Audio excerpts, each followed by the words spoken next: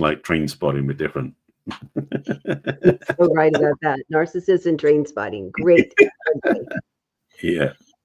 Hello, everybody. This is the newsstreamingnetwork.com, WGSN-DB, Going Solo Network, radio, TV, and podcast #1 internet singles. I got it in first. Singles Talk Network. Let's talk dating with Christine and Barry. Hi, Barry. Hi, Christine.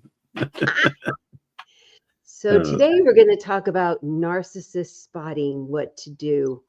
And I have to tell you, I think I've mentioned before that, I have this Zoom that I've been doing for singles in my area for 4.5 years. And I often use these subjects as theirs. And so I asked and had, for a show of hands, I don't know, there was maybe 20 people there. And how many people had dated or been related to or knew a narcissist?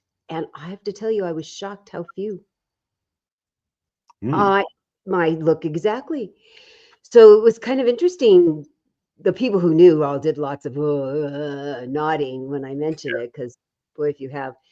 And I thought, well, how cool to have kind of virgin dating people that haven't gone through the horrible experience yet, and maybe I can forewarn them. So I thought, well, that could be part of the service that we're doing today, that if you don't know, it's really good to know ahead of time, right? Yes, absolutely. This is really the epitome of forewarned is forearmed. Yeah, because the thing is, I mean, it's funny because, and we've got to be somewhat, I won't say careful, but be present to the fact that the term narcissist has been thrown out a lot lately. And so we want to really be clear about what we're explaining here is not necessarily the gamut of all the weirdness you come across, but certain behaviors and certain things you've experienced that you might not be prepared for. And the true definition of the narcissistic I don't have it in front of me, but in the DSM, the narcissistic persona is a clinical diagnosis, not just a label given to somebody. So I want to be clear about that. So just to know, narcissist is the step before sociopath, the step before psychopath. So it's really serious in that sense. So we're not talking about clinical here, because the truth is that, well, I'm not sure I'm necessarily qualified to, but something like that. I mean, some of these we talk about may hint at what that looks like, so you know what to be prepared for. But the traits we're talking about really are in that field. Give you a perspective, again, formed as forearmed, as you said. Yeah, it's really fascinating. As you said, there's so many people just throwing the term around, whether it's because they think they're dating somebody or because they think they know enough to say it. And it's getting too watered down, I think, because of that. Because, we can all have selfish periods. We can all have thoughtless periods. We can all have mean periods. We can all have periods. And we can even have a part of our personality that's like that, which absolutely does not make us the diagnosis that's in the DSM. Yeah. So, but somebody who truly is so harmful. They have a very harmful personality to the people that they spend a great deal around. I mean, that's probably one of the best reasons to be forewarned about it, because if they truly have this whole personality style, you will lose yourself, guaranteed. That's really their job. Yeah, there's part of this. We talked about gaslighting before, which can be the same similar experience, but the narcissistic approach, the way I've learned about it, is really someone who is lacking a certain part of their makeup, their character, that they keep seeking it outside themselves, and so they live off almost like a parasite of somebody else. And if you don't like the term parasite, you'll understand why we don't why you wouldn't enjoy being around a narcissist, because you'll feel like you're being fed on or sucked dry, so to speak, and not in a good way. And it's not just that they want to suck all the goodness out of you. They want to hurt you, harm you emotionally, mentally. Their job is to turn you into nothing, that you're nothing that you were before. So the thing that often draws people into getting in relationships with them, often if you were raised by one, which you have no control over, if you're born, somehow you got the family that you got put into, you wouldn't have chosen them in 1,000 years, but they're narcissistic people. It will often make we go to the similarity. We go to what feels familiar. We go back to the thing that we knew kind of sort of how to handle it. Right. And so now what we're going to talk about is how to see if you are now attracted to someone, whether or not you were raised in a family of it at all. Because even people that weren't raised in a family of narcissists can certainly be attracted to them for a lot of reasons. And it's one of the base things that we talk about a lot is your lack of self-confidence, your lack of confidence in yourself to know what's right for you and wrong for you, that you're right for the pickings for a bunch of people that would not be good for you, especially a narcissist. Don't you find that too? I see you nodding.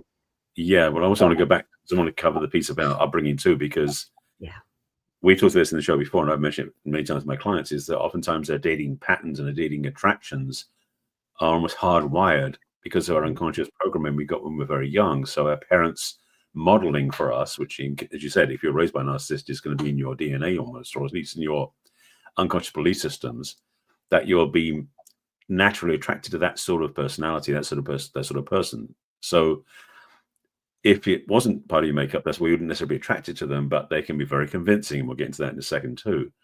But the thing is, if it was part of your makeup, in terms of your upbringing, that one of your parents or both your parents or some person who raised you was a narcissist themselves, you'll have that vulnerability, so to speak. It's not the right word, but it's only the weakness for that.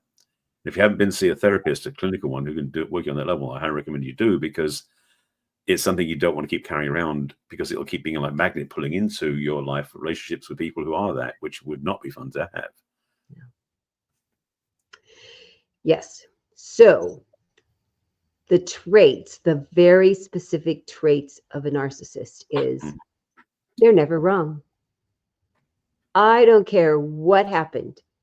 I don't care how it happened.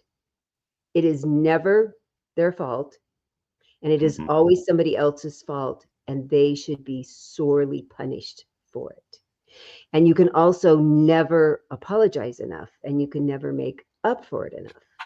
Right. So if you hear this and you didn't, oh gosh, was I raised by a narcissist? I'm not sure. If you can remember that from your childhood, if this is ringing a little bell, this is going to be some hope for you to go, oh, maybe I really do need to go talk to somebody, because I keep attracting people like that in my life. Because it's a foundation of who they are. Yeah. Don't you think? Absolutely. And the thing is, though, and this is the challenging part, because about narcissist spotting, meaning you're not with them yet. So before you even get together with them, is they don't present that way. A narcissist will be probably one of the most dashing, kind, fully about you energy, because they're basically on the hunt. And the way they function primarily is to lure you in very engaging ways that will basically almost feel like it's almost like it's too good to be true, because it is. But it's so tempting so that you'll say yes, because their whole gameplay is to get you into their clutches, so to speak. So they can then do all the things they do to basically diminish and demean you by making you wrong and them right, and keep that perpetuating going. So they feel fed by that, because they live off that energy of being better than, in a sense. And so the fact that they can make you feel bad, and they are making you feel bad, it's not you're not choosing to feel bad, they're making you feel it. So you can then be a source for them to be fed on. So up front, you're not going to get this behavior. It's more of a, because the things that, obviously, if you saw them like that, you didn't want to be with them, you know better. However, they don't present that, so you can get fooled into what you believe is one thing, but ends up being something else. So if we keep balancing, if you were raised by one, how do you know? And if you haven't met one yet, how will you know? If you were raised by one, everybody else thinks they're the most charming person they've ever met. Yeah. Why are you unhappy at home? Your mother and father, or mother or father, they're always so nice and charming and lovely, and they remember my name, and they're always so jovial, and they always want to be like the life of the party, and they want to have us all celebrate together. And how could you say that they're mean? How could you say they treat you badly? And so this is a great combination because you do feel like you're going a little crazy when you're with a narcissist. So if you've had that experience as a child, as somebody growing up, and continue if your parents are still alive and they act this way, that you're like, but they're not like that when they're just with me. Is it me? And that's what they want you to think. Is it you? Right. That if you get a pushback from everybody, I mean, so this is such an interesting balance when you're dating. If everybody says, gosh, this is a crappy person that you're dating, you might want to pay attention and ask a professional. And if the general population around you, your family, kept saying, really? Why are you saying that about them? But you're a kid. I think you get a pass for that. You get to say, it's not me. I'm not being a horrible person that I'm turning my parents into this. And you're not being a horrible person that you're turning a narcissist into this. But as an adult, you now get to say, what part is me? And partly what it is what part is you that's staying with a narcissist. That's certainly part of the conversation. But I really want people to hear, we both want you to hear that if you were raised by one, especially if you didn't know it, we're hoping this is a big wake-up call that it's very healable, but you really need help. You really need somebody to help you through it because it's so insidious, like horrible weeds. So if this is sounding like, oh, I remember that was all the time, or wow, it's like that all the time. I'm always wrong when it comes to my mom. I'm always wrong when it comes to my dad. This is the seedling of that. And then when you find you're dating people that you're always wrong, either you're making it happen or you're with narcissists. Still your problem, still your thing to fix, right? Yeah. And the thing is, this is for you to work on, absolutely, to change, because the truth is, with a narcissist, they're not somebody you can really fix. You know, you can love them from a distance because they're family or because they're somebody you care about. However, to stay engaged with them can be detrimental to your own well-being. So the more you can remove yourself from the situations, the better. Now, family, obviously, until you're an adult, you may not be able to. You may be stuck with that. But ideally, because, and I'll say this way, if you're raised by a narcissist, I believe, and I could be inaccurate on this, but just bear with me, is that the amount of suffering you go through is less than it is if you're in a relationship with one, romantic one. Because in some ways, because you're blood connected, there's a level they won't cross. It's almost they won't cross a certain line, I feel like. And I could be wrong on this because I've not been around narcissists as a family dynamic, so I can't speak to that. However, it feels like if you're dating one because they don't have the same level of intimacy with you on a blood level, so to speak, like relationship, family, they don't necessarily have a line they won't cross.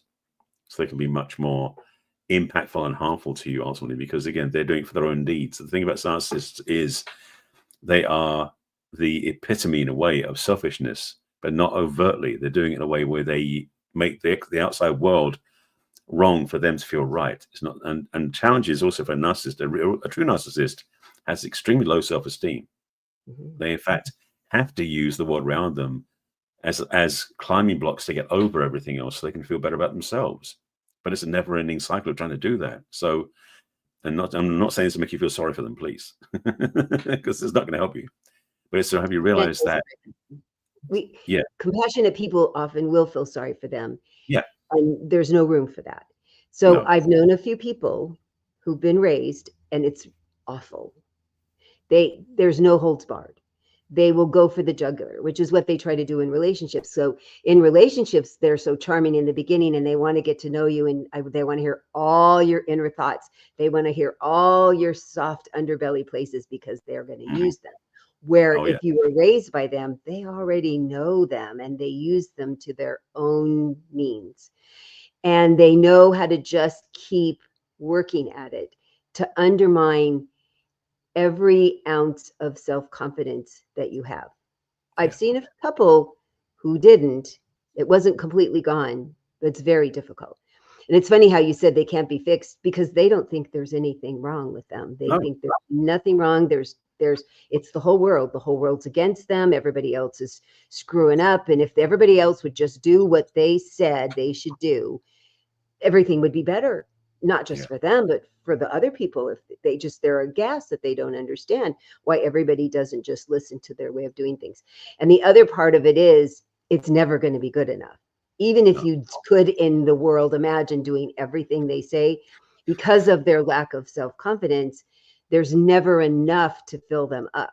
And they're just keep looking for more of a fix. You know, it's this never-ending cycle where they just need to keep getting fed, kind of like the Little Shop of Horrors, Audrey, feed me, and she just needed more and more blood. It's really your soul blood. So yeah, the people I know that have been, two of my best friends, one who's now passed away, they specialize because they've been raised by and married and gave birth to narcissistic people. Mm-hmm. And so one of them, they both have done lots of videos and studies on them and helped coach people that were in the middle of it and didn't want to leave because they wanted to continue raising the children, but how to keep yourself upright. And the biggest thing is, don't argue. Have a boundary, but don't argue, because they're not going to listen to your point of view. But the thing that happens too, as you said, is they truly are so charming. Mm-hmm. It's overwhelming how charming they are. And you have to have knowledge, because if you don't have knowledge like we're giving you today, and two, very intact bullshit meter, which not a lot of people have, or even if they have it, they don't listen. Yep. Because it'll be subtle. Now that I know better, it's subtle. Mm-hmm. And then you're like, let me ask some more questions. Let me observe. Let me watch. And then it's just in bold colors. And they do not like when you see them at all. But you don't confront them. I just go, I see you and I see you seeing me. And we're just going to keep our distance, which is really the best advice you gave about keeping your distance, for sure. Absolutely. Well, the biggest thing I think, and this is a lesson for all of us, frankly, is to know what your boundaries are and to really build strong ones, because the challenge a lot of us have, and if it's even codependency is that way, is that we tend to ignore our boundaries or let people walk over them. And narcissistic is extreme on that way, but even any codependent relationship is enabled because the boundaries are weak. So if you don't know what your boundaries are, it's a good time to start looking for those and creating that sense of self, because the more your boundaries are, which basically means your sense of self and your demarcation line, so to speak, so that you know who you are and where other people are. So there's a nice clear delineation. Because the challenge is, in the romantic conversations, people say, I don't know where I end and they begin, sort of things. Like, well, the thing is, that's where a narcissist thrives. Oh yeah. Because that's when they know they have complete control and access to you. And yes, in a totally enthralling, loving, intimate, wonderful relationship, you want to have that freedom to be absolutely everything with each other, totally enmeshed and fully there, with the caveat that you do this consciously. You do this so you don't fall into the traps of certainly codependency, but most definitely not narcissistic entrapment. So having boundaries is key to this. And certainly one of the ways to really understand that is when they suggest you do something that it's not a big deal. You really don't want to do it though. And you say, no, thank you, that doesn't work for me, and see what happens. Do they say, okay? Do they argue? Or what the narcissist does is they'll keep working on it. And what they want to do, what their goal is to make your world very small and only include them. So they'll start criticizing your friends. Why do you hang out with them? Those aren't good people for you. Now, a loving, caring relationship person, that's a nice thing for them to do. And you could say, gosh, tell me why. And what do you think? The narcissist can't come up with any really good, valid reasons. It's because they want your world to be small and they don't want these other people to be in your ear saying, he's kind of treating you kind of crappy. So that's one of their big things. They'll make your world really small. They'll take a lot of decisions away from you. They'll want you to only run everything by them. And they'll start saying, so the one I knew the most for the longest time that was married to one, she said, oh, on our first date, he said he thought my clothes might not fit in where we were going to go. So he wanted to take me shopping and buy me new clothes. And doesn't that sound on the surface is a really nice thing? But he didn't like all of her clothes. He wanted to pick out all of her clothes. I mean, and none of these things are the one thing. We're showing you how it all adds up. Because that's when people go, well, he said he didn't like my clothes. He must be a narcissist. That is not what we're saying. I'm going to keep saying that because people want to just jump on, they kind of did a selfish thing. Does that mean they're a narcissist? No, it's a package deal. So you watch, do all these pieces show up? Not 1, not 2, not even 3. Might just be you're not with the right person. But it is 100% across the board. They all do this all the time eventually, right? Yep, absolutely. And we'll go into great detail on that after we come back from the break, because we're just getting started. We'll see. It's already the break time. We'll see you back after the break. Okay.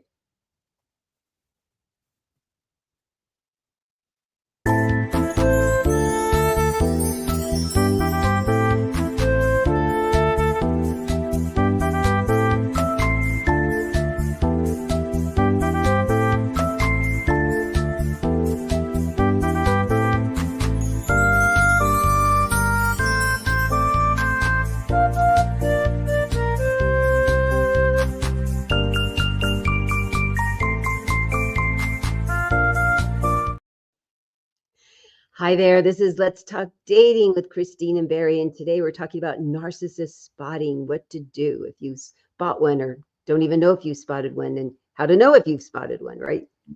Absolutely.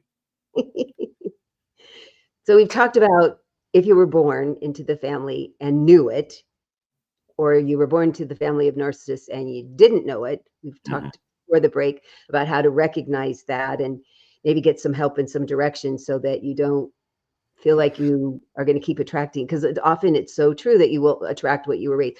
Sometimes you do things in spite of them, but then even the absolute opposite might be way too nice. We did that when we did the masculine, macho, and too nice, or damsel in distress, because if you don't know anywhere in the middle, if you weren't raised with anything in the middle, because narcissistic is very extreme, then going to talk to somebody to figure out how do I find a middle ground in this would be really beneficial if you were raised by one.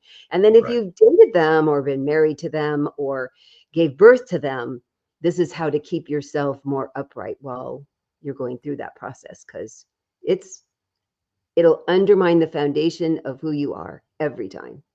Yep. In fact, I want to put it in context as well, because the thing is, there are many different traits and behaviors that don't work for you in a relationship. Yep. As we talk about all episodes, 200 episodes we've done now. We've got lots of content to teach you about the way to be in a relationship. And the thing is that narcissistic behavior is one of the different aspects. That's one of the more extreme ones. Yeah. Codependency is more common, frankly, of all of them, but it's still another one that's in that same vein or same feeling. Each one and every one of these things. I've talked about a lot in my work, especially lately, about self-love and self-respect, because we sometimes give that up to find a new partner. And the narcissist is kind of the most extreme case of what's going to pull you in.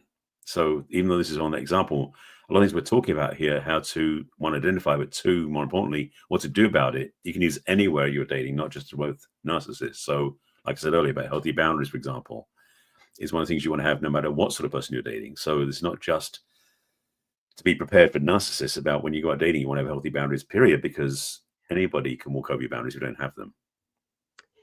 So certainly some of the things to look for is when you're with somebody, do you feel encouraged to be more of you? Do you feel relaxed when you're with them? Do you feel able to be yourself? They don't want you to be yourself at all. They think there's everything wrong with you and they need to change you. Like my friend's example of her clothes. And then it was everything else over time.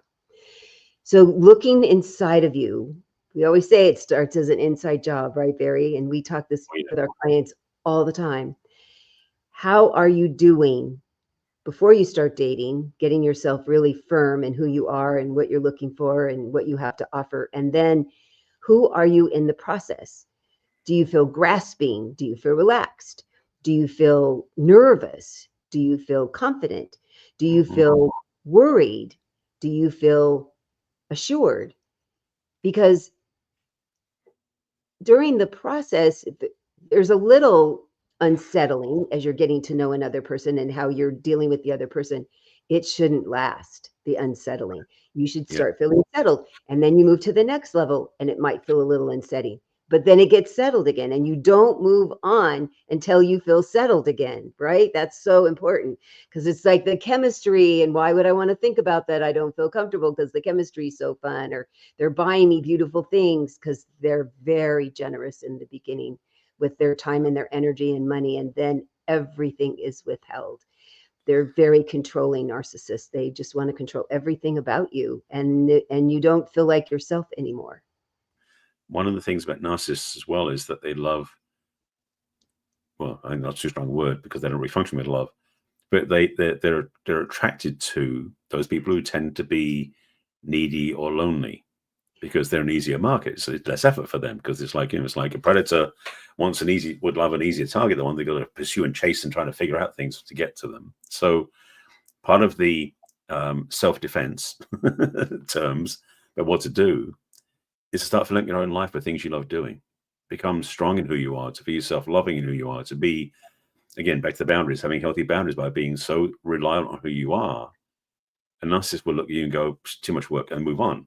I mean, not saying it won't happen, but it definitely will add to your odds of missing out on a narcissist, to say the least. So some of the things about this work isn't about you got to deal with them all the time. It's just a matter of be prepared, but also do things for yourself. That first of all, by doing these things to fill up your own batteries first, in your own fuel, so to speak, of self-approval and self-respect. Yeah. When you start meeting people out in the world, you'll choose differently as well. So you won't get sucked in, but also you won't choose less than you deserve. You'll hold a higher place for that. And the challenge of narcissists is they are looking again for what will ultimately be, quote, an easier mark, because they get to enjoy the control and everything else. But if they can't have that, they seem to move on to somebody else. They really don't want to work that hard. Mm-hmm. It's hard enough work to just take somebody else's identity and self-esteem that's already not, got high of it. It's really too much work. It's like, I kept thinking, is this a good example? But, it's why you lock your car. People go by and look for an unlocked car, and then it's because it's easier to steal an unlocked car than to figure out how to unlock a car. It's not like they can't. Everybody can figure out how to do anything if they're smart enough. But that's what you are. You're leaving yourself like your car's unlocked or your house is unlocked. Why not just give an extra boundary to it? And that's what your self-confidence and your self-esteem will do, that where you're not going to compromise, where you're not going to settle, where you're not going to give away or give in, that you have lots of things that you'll be happy to be flexible and compromise about for the right person that fits in with you and you feel even better because you're doing it. And then there's still the NO things, and narcissists will not take no for an answer ever. They will never. I have watched, sometimes it took a really long time, but he didn't give up until she finally gave in. And they just work at it and work at it and work at it. Because again, back to the narcissist internal wiring, most narcissists at the deep down core level have low self-esteem. And to say no is a sign of defeat for them. So they will not face that traumatic experience. So they'll do whatever they can to get a yes, because that's their salvation, so to speak. Yeah. It's almost like a vampire can't live without blood. I'm not using that as a bad analogy, but in a way I'll use that analogy, because the thing is, and I'm saying it this way intentionally, because a narcissist in a lot of ways is an energy vampire. It is. I've been around people who are energy vampires. They're not narcissists, but they have that same trait. And it's draining. You can feel it. It's like when they're around you, it's like, the light in the room goes down a bit. You can feel it. So, but a narcissist is better at feigning everything's okay and pretending it's okay. But that subtle difference, we suddenly notice that like things feel a bit down. Is like the energy, things are slowing down. They're being drained. That's a clue you want to move her away from that space. Because that's not fun at all. No, they're also bullies. They're good at being bullies. Yeah. And they're also good at they sound on the surface like really logical arguments. Yeah. And they aren't. And they'll make you feel crazy because they keep turning it around.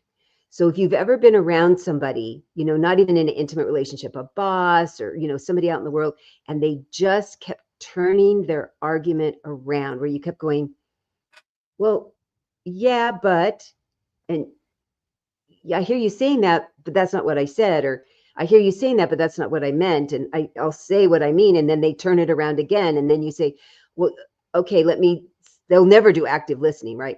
They'll say it back and they'll change your words around. That is such an indication that you could be very well trying to have a conversation with a narcissist, because it will never make sense. It will never make sense, no matter how clearly and concisely and direct they say it to you, what all of that looks so together, and then what comes out of your mouth, you're like, it feels kind of like tilt. That's how it always felt to me when I'd have those conversations with them. I'd go, and I would just give up. Okay, fine. And I would walk away, and I think, I can't imagine living with him. It would just be awful. It is interesting. The thing about narcissists, because they can present different ways, even though the same behavior tends to come out, it can be hard to discern right off the bat. But the thing is, you tend to notice certain things. And again, I talk about the feeling level a lot, because it's really where you start to notice things more easily than you do from the word level or from the way they present. But it is something where, when you really tune in, it does require subtlety, because again, some narcissists are experts at this. They're really skilled. And so the way they leverage you, you don't notice. Like you're saying about that guy who's not telling a woman he's going to buy her clothes because you want to go take her shopping because he didn't like her clothes. For some people, that's like, cool, I get to spend money, you get what I want. But some of us might go, whoa, hang on a second, that's not right. But it's so we as the recipients or the approachees have a spectrum of responses. And so to know what those clues are, those signs, you can, and especially when you feel it's off, you know that radar, your internal radar can guide you. And part of it is, yes, a refinement and a practice of that self-identification, so you know where your radar is guiding you well and when it's not, and you can refine that choice point. It can save your butt, to be blunt. So do the work. So what we're saying is there's all these various clues, and when they keep adding up, when you keep, oh, there's that check mark, oh, there's that check mark, and there's that check mark, then go, okay, I think that I really do need not to be with this person. Right. Because it's not making me feel better. It's not making me feel whole. It's not making me feel like I'm growing, like this, like we're nurturing each other, that we're nurturing this third thing called a relationship, because that will never happen. They have nothing to give to nurture anything. They're so empty. That's the other thing. It's this very terrific, can be terrific looking shell that is so empty and hollow inside. And if you keep feeling that, so that was the other part about the codependent, because why codependents are really interested in that is they like, well, I'll just fill them up. I'll fill them up with love and caring, and I'll fix it, because obviously it wasn't a good life, or they, nobody's really understood them. And oh, hun, you need to not go there ever, either man or woman. Please do not, because rescuing, period, we've talked about that. It is so not going to be good for you. You need to be a whole person with another whole person. And the narcissist, it is the biggest waste of your time and money and energy, because there's no filling up at all, ever. It's to see how challenging it is. There are very few therapists who work with a narcissist. So to be a relationship partner with one, it's not worth the effort. It's like, and you might feel, well, I feel so sorry for them, they're going to be lonely. It's like, no, that's not the answer. Choose for yourself what you really want. And ideally choose a partner who will meet you where you really are. And that's the thing, is that's why we're always encouraging you to do the inner work to become a better partner, so you then attract a better partner. That's what you talk about, being about being a perfect catch, to meet somebody who's the perfect catch. I talk about the same thing in a similar way. It's about being a better partner to attract a better partner. So instead of like looking for someone to make you feel better, make yourself feel better first. Be that partner that you want to be with, so that you attract someone who can meet you there. That would then ideally preclude any chance of falling trapped with a narcissist. So there's homework for you. Oh my goodness, yes. So really knowing yourself and what makes you tick is one of the best guards you can have against getting enmeshed with a narcissist. Because there will be no place for them to hang their hooks, because that's what they're looking for. They're looking for the soft underbelly to get a hold of you.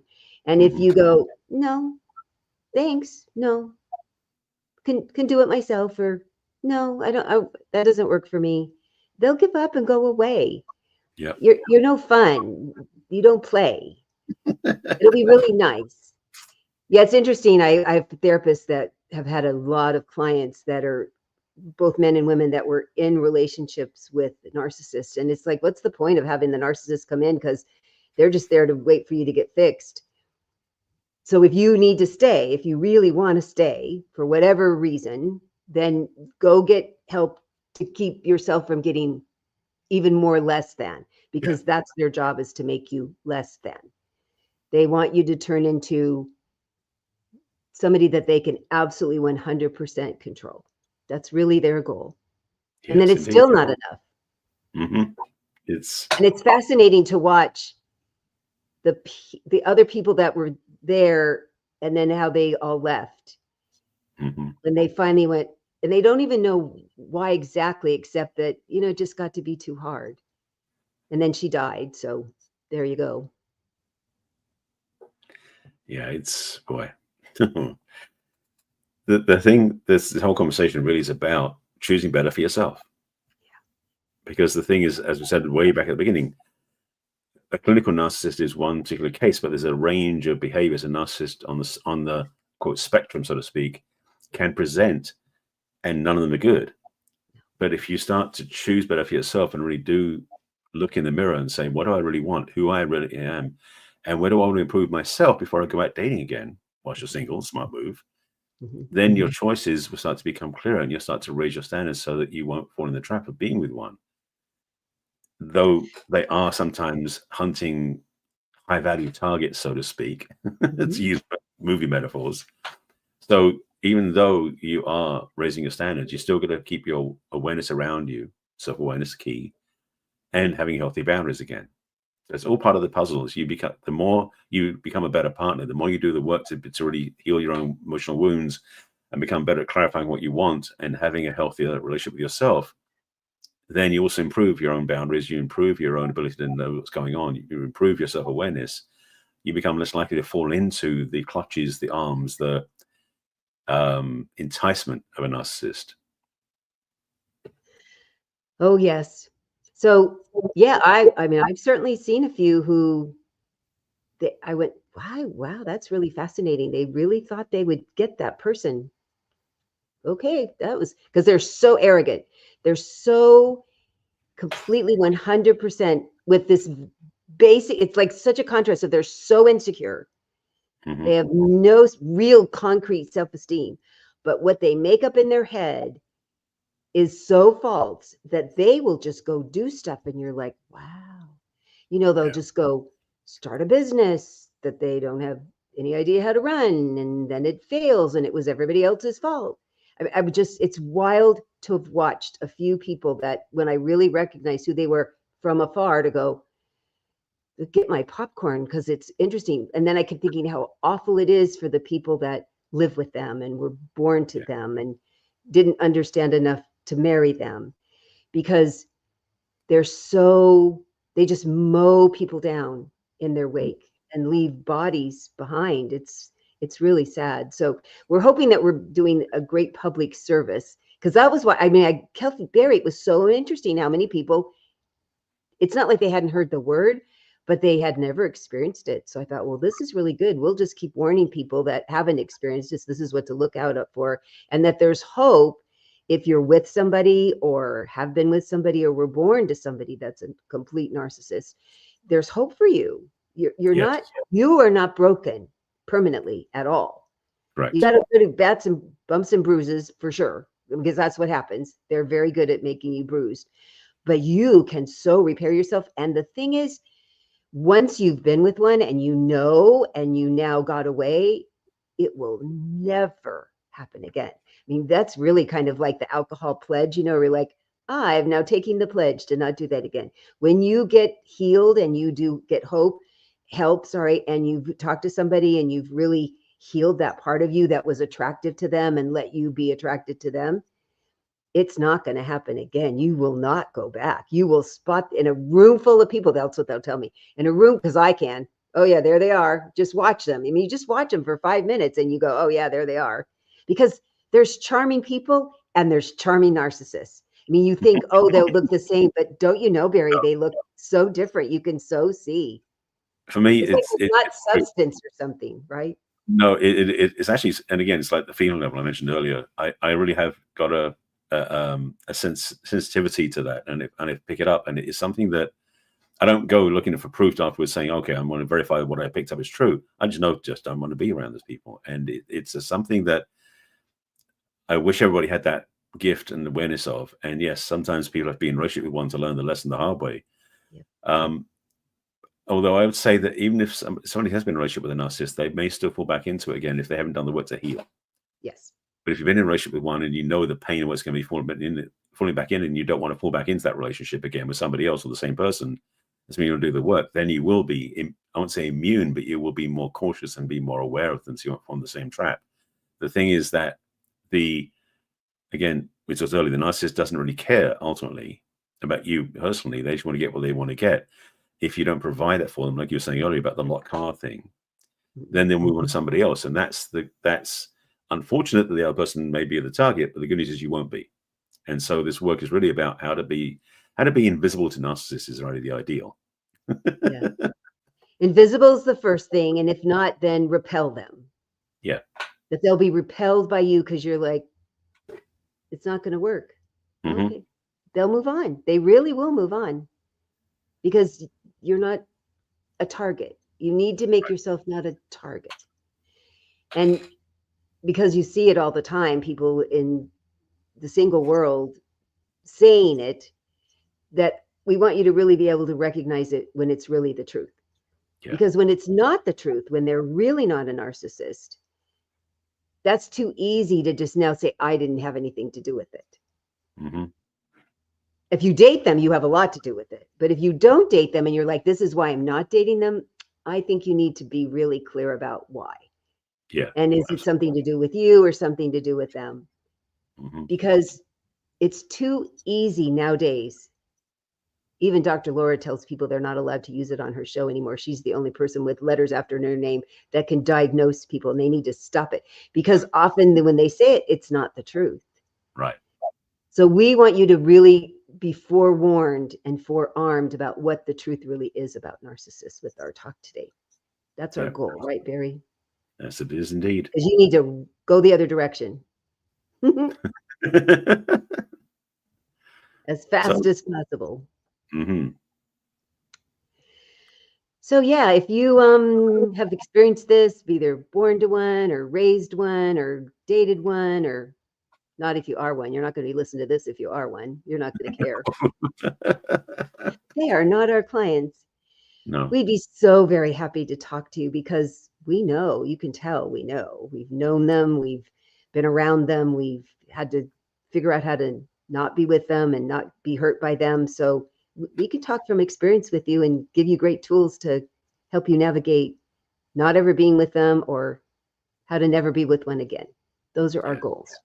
Mm-hmm. So if you'd like to talk to me, the easiest way is to go to my website, which is www.theperfectcatch.com, and scroll to the middle of my page, and it says, What's Holding You Back from Love questionnaire. Click on that. There's 10 brief questions about where you are now and where you think you'd like to be. And then you'll get access to my calendar to make a complimentary conversation with me on my calendar at your convenience. You can also join my mailing list and you'll get a copy of the podcast as well as updates about what's going on in my life. You can also send me a personal email at Christine@theperfectcatch.com. And at the bottom of my webpage are all my social media icons. You can click on Facebook and LinkedIn and Pinterest and YouTube and Instagram and Twitter. Yeah. X, whatever the heck it's called. And so I'd love to have you join all of my places on social media as well. And how would they reach you, Barry? Well, thank you for asking. Similar to you, I have a website and an email and all sorts of things too. So if you want to find out more about me, go to my website, which is barryselby.com. On the top of the screen, there's a link to have a chat with me, similar to Christine. I have a form and a calendar link. You can just sign up for a Discover session. It's a complimentary gift from me to you. And just click on the Let's Chat button. That'll take you through the questionnaire and then to the link to my calendar. So you can sign up a calendar first, then the form, whichever way it is. Fill it out at your convenience. Get on my calendar. We never talk about where you are and where you want to go and what may be in the way of that. At the bottom of the page, there is a link to join my email list. Same thing, where I send out a replay of the show, as well as other things I'm working on, opportunities, invitations, my next book, if when it comes out, we'll talk about that another time. And in the middle of the screen is a link to for the quiz I created called the Relationship Readiness Assessment. If you want to go directly to it, you can go to barryselby.com/quiz. Either that or the button in the middle of the screen will take you right there. And it is basically a self-assessment about your relationship readiness and what may be working, what may be in the way. And the questions partly to make you think, but also to give you a summary at the end, which gives you kind of a rating or a score of where you are and where you may be missing out. And I do invite you to have a conversation with me after that. So there's a link in that summary to say sign up for this conversation with me, of course, as well. And I'm working on another quiz, but I'll get to that one another time when it's close to being ready. I'm still polishing and tweaking things and I'm breaking it. So I've got tech support helping me write it properly. Anyway, I'm working on another quiz for something else entirely, but similar. Anyway, so beyond that, you can send me an email at barry@barryselby.com. And if you want to reach me on social media, and my name is on all my social media platforms except for a couple of them. So you can find me as Barry Selby on Facebook, on LinkedIn, on YouTube especially, and on X, Twitter, and Pinterest. And now I've actually opened an account on Blue Sky, which is the new app that just came out. So if you're on Blue Sky, you can find me there as well. I'm not doing much on it because it's a brand new app. So, but if you are looking for other places to find me, check me out on Blue Sky. And then on Instagram and on Threads, it's the real Barry Selby. It's a different handle there. So you can find me in all those places. And send me an email. You've got my email address, and that's it. So you find me that way as well. So either one of us can help you. So reach out to us. Oh, we'd be so happy to. And also another way we help you is that we're live every Thursday at 1 o'clock Pacific and 4 o'clock Eastern. And you can join us live and ask us questions or make comments. And then you can also watch the replays on TV, on Apple and Roku. And then you can also take us with you, huh, Barry? Absolutely. So, and just to recap for Christine, because when you watch us live, you watch us live on YouTube or on Facebook, which is much easier if you happen to be on social media. So you can definitely comment there. But in terms of audio, because we do have this now as a podcast, we get about every month they will get uploaded. So this episode may be up in about 1 week or 2 weeks or 3 weeks, depending on when it goes up. But basically, almost every episode we recorded is up on the podcast platform. So if you go listen on Apple Podcasts or Spotify or Amazon Podcast, you find us all up there. And all the episodes there, if you listen to when you're driving, when you're walking around, when you're shopping, whatever you're doing, you can really get in deep in your experience of our work just by listening to us wherever you go. Oh, and one quick thing also, just let you know, next week, because it's Thanksgiving, happy Thanksgiving ahead of time for anybody watching, we'll have a talk about Thanksgiving and giving thanks. So your homework, if you choose to accept now, is what are you thankful for? Yeah, that would be perfect. I have people telling me they're taking me on their dog walks lately. They're taking our podcast. They're listening to us while they're exercising. It's so fun. Yes, and we would love for you to share it with other people and like and subscribe when you're on either our TV or our audio channels. And so you'll get to see a tape that we did about being thankful next week for Thanksgiving. And so we'll see you live in 2 weeks and Memorex next week. Take care of yourself. We'll see you soon. Bye for now. Bye.